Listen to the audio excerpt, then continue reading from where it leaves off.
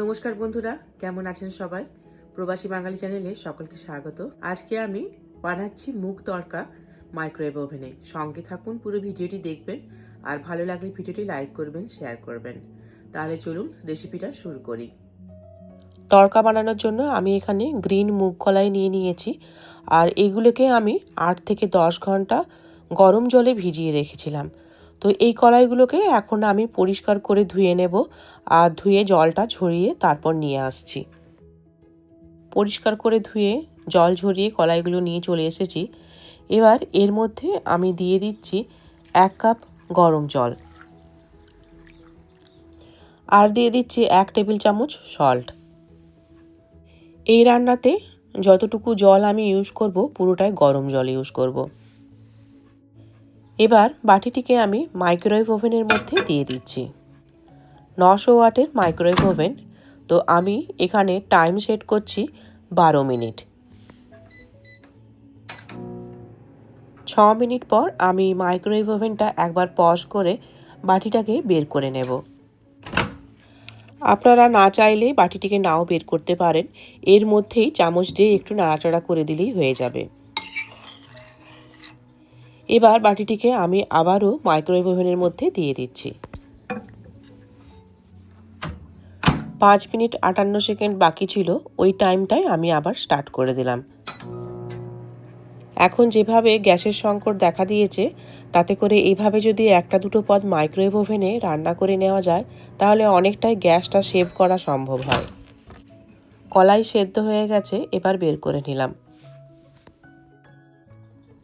একটা চামচ দিয়ে আমি এখন কিছু কলাইকে এভাবে স্ম্যাশ করে দেব, আর কিছু কলাই গোটা থাকবে, তবে তরকাটা দেখতেও বেশ ভালো লাগে আর খেতেও বেশ ভালো লাগে। এবার আমি তরকার জন্য যে মশলাটা দেব সেটা রেডি করে নেব। এখানে আমি একটা মাইক্রোওয়েভ শেপ বাটি নিয়ে নিয়েছি, এর মধ্যে দিয়ে দিচ্ছি 1 টেবিল চামচ সরষের তেল। তেলটাকে আমি এখন খুব ভালো করে মাইক্রোওয়েভ ওভেনে গরম করে নেব। 2 মিনিটের জন্য আমি তেলটিকে গরম করে নিচ্ছি। তেলটা গরম হয়ে গেছে, এবার বের করে নিচ্ছি। এবার আমি তেলের মধ্যে দিয়ে দিচ্ছি কিছু গোটা জিরে আর একটা শুকনো লঙ্কা, আর দিচ্ছি 4 কোয়া কুচনো রসুন। এই সব কিছু তেলের মধ্যে ভালো করে নাড়াচাড়া করে নিয়ে আমি এটিকে এখন মাইক্রোওয়েভ ওভেনের মধ্যে দিয়ে দেব। এখন এই রসুনটাকে খুব ভালো করে ভেজে নিতে হবে, না হলে কাঁচা রসুনের গন্ধ বেরোবে। তো তার জন্য আমি এখানে টাইম দিয়েছি 2 মিনিট। খুব ভালো করে দেখুন রসুনটা ভাজা হয়ে গেছে একদম পুরো লাল করে। এবার এর মধ্যে আমি দিয়ে দিচ্ছি কুচনো পেঁয়াজ, এখানে আমি হাফ পেঁয়াজ ইউজ করেছি মাঝারি সাইজের, আর দিয়ে দিচ্ছি একটা গোটা টমেটো কুচিয়ে। একটু নাড়াচাড়া করে এর মধ্যে দিয়ে দিচ্ছি কিছু কুচনো কাঁচা লঙ্কা।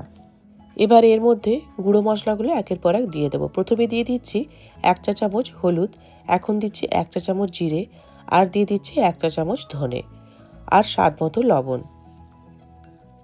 এবার এই মশলাগুলিকে খুব ভালো করে মিক্স করে নিয়ে বাটিটিকে আমি মাইক্রোওয়েভ ওভেনের মধ্যে দিয়ে দেব।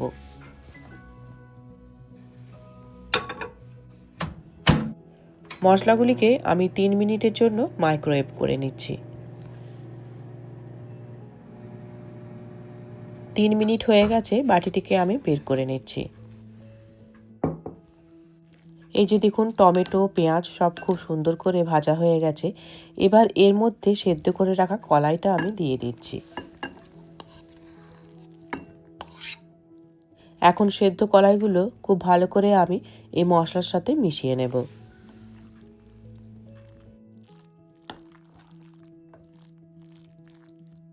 এবার এর মধ্যে আমি দিয়ে দিচ্ছি 1 কাপ গরম জল। আমি আবারও বলে দিচ্ছি, আমি এই রান্নাতে প্রথম থেকে যতটুকু জল ব্যবহার করছি পুরোটাই গরম জল। বাটিটিকে আমি এখন মাইক্রোওয়েভ ওভেনের মধ্যে দিয়ে দিচ্ছি। আমি এখানে টাইম দিচ্ছি 3 মিনিট। বন্ধুরা যারা ভিডিও দেখছেন, ভিডিও যদি ভালো লেগে থাকে তাহলে লাইক করবেন আর বন্ধুদের সাথে শেয়ার করে দেবেন। 3 মিনিট হয়ে গেছে, আমি এখন বাটিটি বের করে নিচ্ছি। বাটিটিকে আমি এখন 5 মিনিট রেস্টে রেখে দেব। 5 মিনিট পর এই যে দেখুন তরকাটি ঠিক কীরকম দেখতে হয়েছে, তবে এখনও কিন্তু শেষ হয়ে যায়নি। আমি এখন এটিকে একটা বাটিতে কিছুটা তুলে নিচ্ছি, আর নেওয়ার পরে কিভাবে ঠিক সার্ভ করতে হবে সেটা বলে দিচ্ছি আপনাদেরকে। এখানে আমি কয়েক ফোঁটা সর্ষের তেল দিয়ে দিলাম। এবার দিয়ে দিচ্ছি কিছুটা কুচনো পেঁয়াজ, আর একদম ঝিরিঝিরি করে কিছু আদা কেটে নিয়েছি, সেটাও দিয়ে দিলাম। আর দিয়ে দিচ্ছি একটা কাঁচা লঙ্কা। ঠিক এইভাবে যদি তড়কা পরিবেশন করা হয় তাহলে দেখবেন তড়কার স্বাদ দ্বিগুণ হয়ে যাবে।